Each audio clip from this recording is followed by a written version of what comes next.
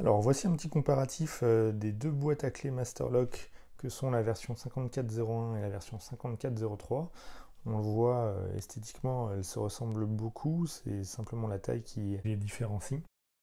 Les deux fonctionnent avec un système de code, une roue avec 4 chiffres, donc c'est le cas pour ces deux boîtes.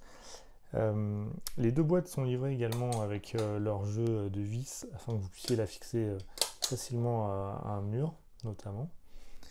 Alors on le voit vite, les deux contenants ne sont pas exactement les mêmes.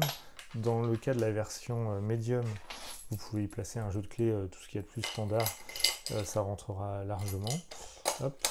Et dans la version Excel, vous pouvez vous permettre de mettre un jeu de clés beaucoup plus gros, comme celui-ci par exemple, sans que là, ça ne pose également de problème.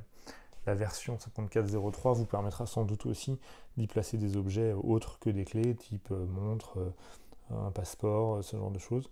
Voilà. Et ça peut donc servir un petit peu de coffre-fort potentiellement, même à l'intérieur d'un logement, si on en a envie. Sur les deux modèles, évidemment, il est possible de changer le code grâce à ce petit loquet qui se trouve ici. Alors j'attire également votre attention sur le fait que la zone où se trouve la roue avec la combinaison de code est un peu plus proéminente.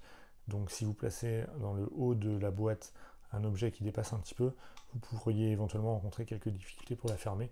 Mais voilà, pour ce qui est des clés, ça ne pose aucun problème.